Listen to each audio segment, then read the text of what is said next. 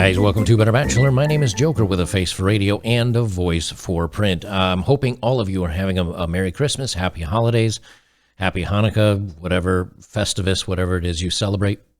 But I wanted to talk about this story a little bit today because I don't normally kind of quote-unquote attack other content creators in the manosphere because I think we're all kind of on the same side.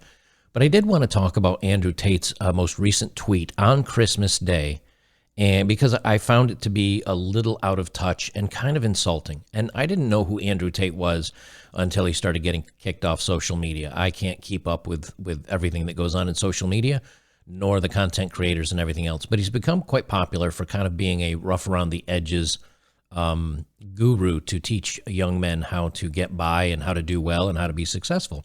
And I think ultimately that's a good thing. But he's, like I said, a little rough around the edges, I think, which maybe that resonates with younger viewers out there. He certainly has more followers and supporters than anybody else in the kind of men's groups that I know of. But yesterday he tweeted out this, let me scroll down to the tweet here, because I was looking through his feed, and it seems like look, the guy's got a really successful kickboxing record. He's made himself quite famous and quite rich. He's athletic. He's pretty good looking. So I have no hate on him. But most of his feed is about bragging about how successful he is. I mean, it shows him shows him driving up to a private jet. It shows some video clips of all the people that he's helped. A few of them are the same clips over and over again.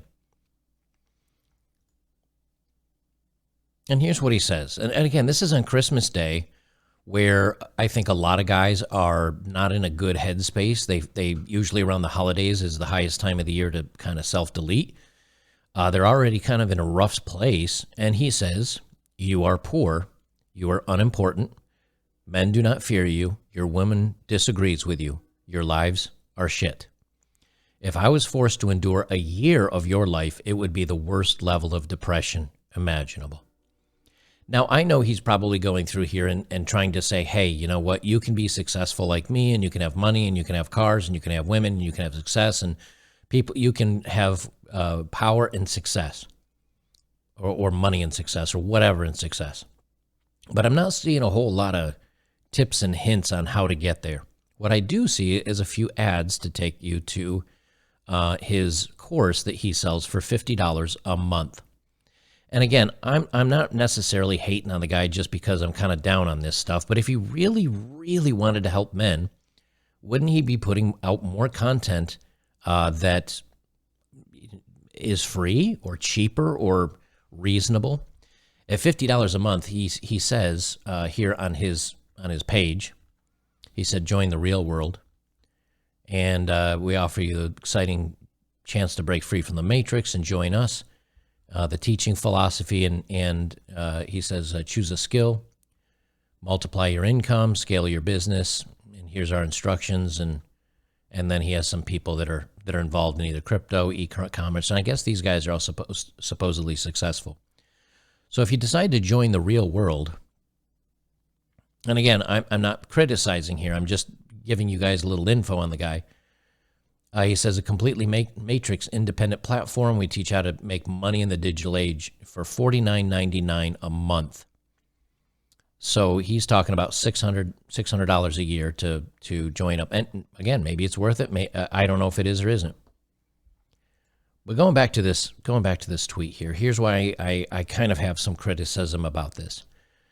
You know, at Christmas time, I did a live stream on Locals where we just sat around, played video games all day, and just talked about life and things like that. And many of us that have gotten a little bit older, I'm a little older than Tate, have discovered that, you know, for you, money may not be the road to success. As a matter of fact, there was a point in time I was making much more money when I was a network engineer, and I found, hey, I had a Corvette, I had a sports car, I was dating, I had a house. Granted, none of it was Andrew Tate's luxury.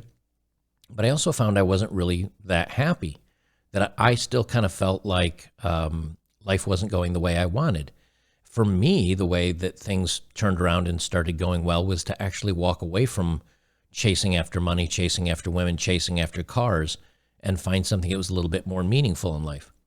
But so again, his message may resonate with some. I mean, he's got 72,000 likes on it. But for some and for a lot of us, Christmas is hard. The holidays are hard. My father passed away last year. Once my mother passes, that's it. I'm completely alone across the holidays. Now, for me, that's fine. It doesn't bother me at all. But what about all the guys out there that are struggling this time of year? Maybe look up to Andrew Tate. You know, guys that are feeling pretty down and pretty alone during the holidays. They lost their wife or their family or something happened. Imagine a guy that's very successful with lots of money saying you're poor, you're unimportant, your lives are crap. And if he was forced to endure a year of your life, it would be the worst level of Does that motivate anybody? Maybe it does. Maybe it motivates some kids to go to the gym the next day and start pressing weights and make a change in their life. But, you know, it's also a pretty dark message to send to a lot of guys that may be already in a deep spot. You guys in the community are my sounding board. I get a lot of feedback from you because I can get in a bubble too. I mean, I'm a guy that's here in Tennessee doing my own thing, and I don't have a ton of people that I interact with on a regular basis. And so I get a lot of the feedback on the way of the world from you guys. You guys represent a bunch of ages and experiences that I don't. I just felt like I wanted to bring this up because to me it seems like an insult, a slap in the face. And maybe that slap was meant to wake people up, but I think for a lot of guys, this is a slap in the face that could tell them, hey, you know, why am I even bothering? You know, why don't I just chamber 6 and take myself out of it? And, you know, maybe that's being dramatic. Again, I don't know. Some of the replies to his tweet are, thanks, Andrew. Someone else says, that means you're weak. Can't even cope with my easy ass life. This is the kind of Christmas day I can get behind. Okay, so he's got some positive feedback. Somebody else says, why did you, an alpha male, hide this comment? And the comment that says Cobra Tate hid was, it really seems like your life is absolutely devoid of meaningful relationships. No wonder you converted as a cope. And that got 87,000 likes. Excuse me, 8,700 likes. Somebody says skill issues. Somebody started throwing up insulting photos. And again, I don't want to just read flat out insults because that's unproductive. Someone else says, if I was living your life, I'd be living a death sentence. It doesn't sound like you invest any of your money from what I've seen. Somebody else says, so would that make you soft? There are those of us who grind, live paycheck to paycheck, are okay if our wives disagree and love them, who strive to be unimportant and happy at peace. Lord, let me never be as important as this sad man. Someone else says, I watched my son open up his Christmas presents and he gave me a big hug yesterday morning. You were tweeting this. We are not the same people. Someone else says, isn't that proof that we're stronger than you? We can endure what you describe as the worst level of depression imaginable. Someone else says, I have hair.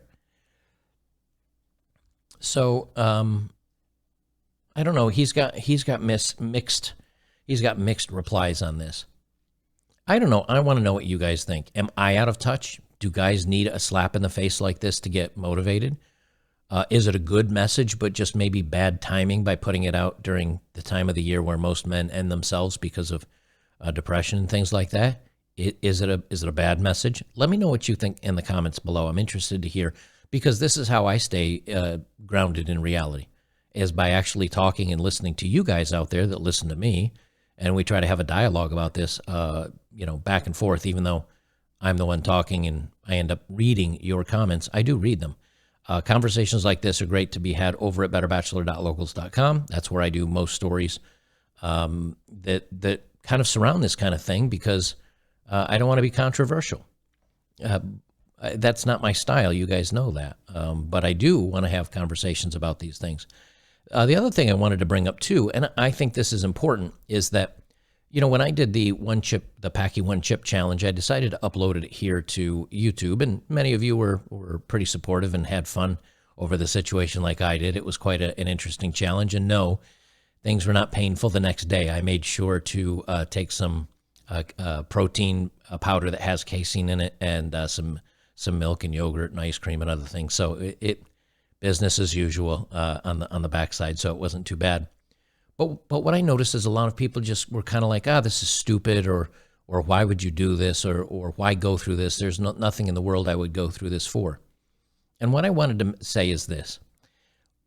The way I view the world, and maybe this will be your positive message from me during these holiday seasons. The way I view the world is that none of us knows what happens next. We have many strong beliefs, both sometimes religious, sometimes not, about what happens to us when we're in the grave and when we're gone. I don't know what comes next, but I do know what happens while I'm here. And while I'm here, I want to try to experience as many things as possible. I'm not trying to brag here. I'm just kind of sharing some of my stories.